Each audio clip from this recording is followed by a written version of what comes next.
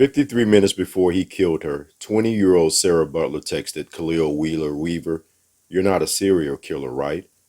Tragically, he was.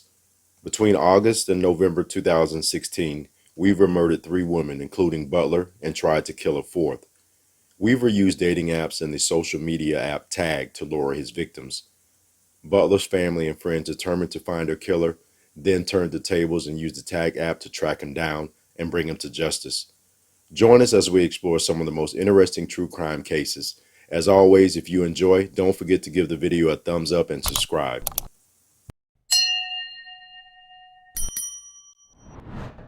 Khalil Weaver didn't strike most people as a cold-blooded killer.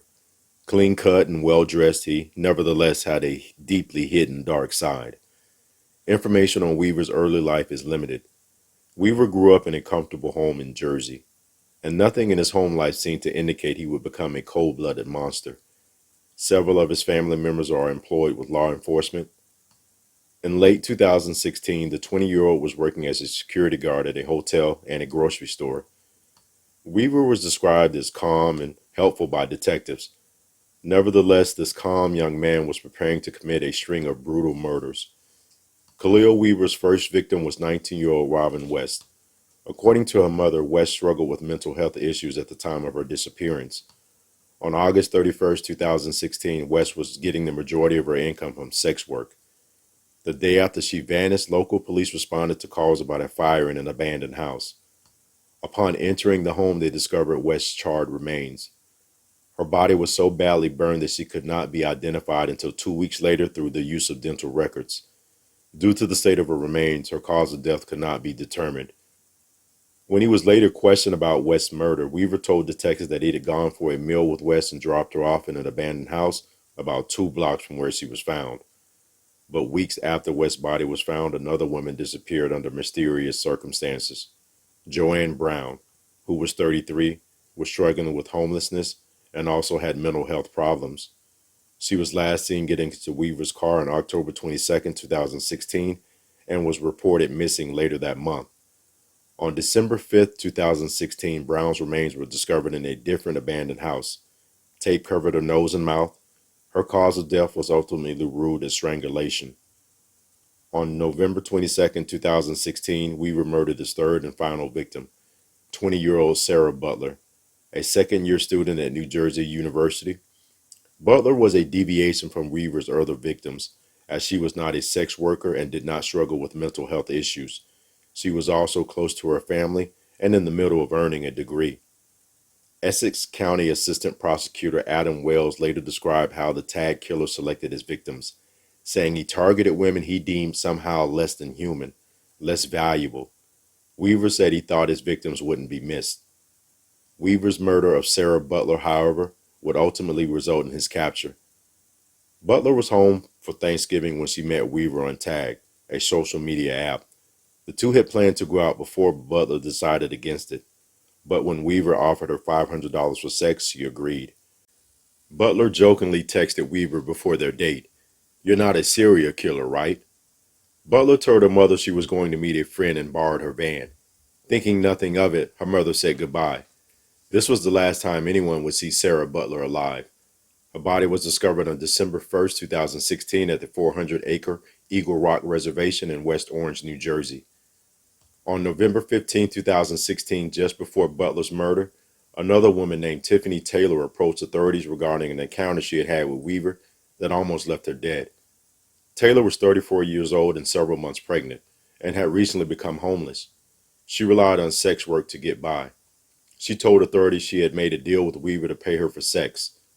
They met at a motel in Elizabeth, New Jersey, and left in Weaver's car. But he then put on a ski mask and proceeded to handcuff Taylor and duct taped her mouth. He raped her in the back of the car and strangled her to the point that she lost consciousness. When she awoke, Taylor somehow managed to persuade her captor to drive her back to the motel. Once there, she ran into a room and locked the door and called 911. But Weaver was gone by the time police arrived. Meanwhile, Sarah Butler's family and friends were determined to find justice, and so took matters into their own hands. Butler's sisters knew the passwords to her social media accounts, including Tag. Logging on to Butler's account, she looked through her communications from the time she disappeared and discovered Weaver. Butler's sister created a fake profile on Tag and approached Montclair police about what to do next. Together, they arranged a sting operation. On December 6, 2016, Wheeler Weaver arrived at the location he had arranged with his date and was instead met by undercover police officers. He was subsequently taken into custody. On the day he was taken into custody, authorities searched the Tag's killer's home and found 3 cell phones in his bedroom. These revealed several pieces of incriminating evidence, including searches that Weaver had made that proved he lied to detectives about his whereabouts at the time the 3 women disappeared.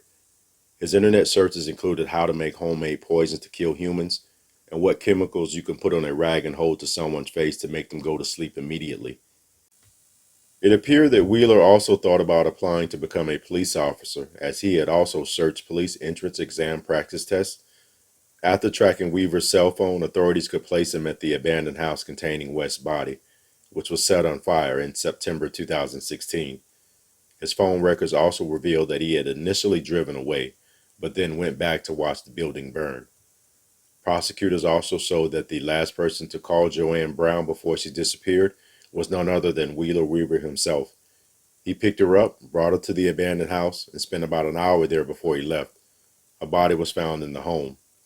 Around 6 weeks later, in February 2017, Weaver was indicted on 3 counts of murder, 1 count of attempted murder, aggravated arson, desecration of human remains, aggravated sexual assault, and kidnapping.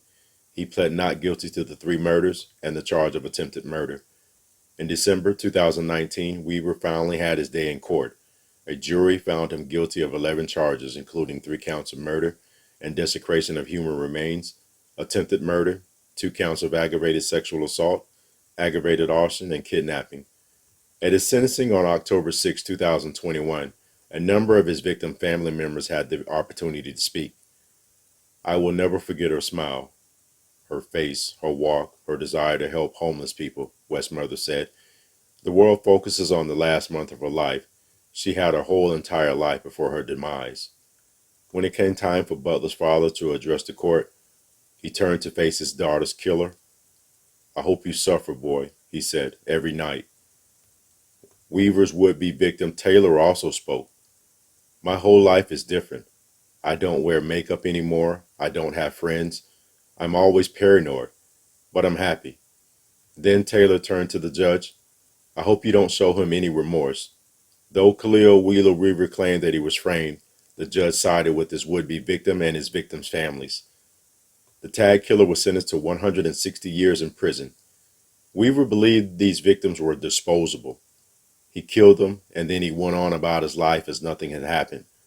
But each of these victims' lives matters. Let me know, do you think Khalil was framed?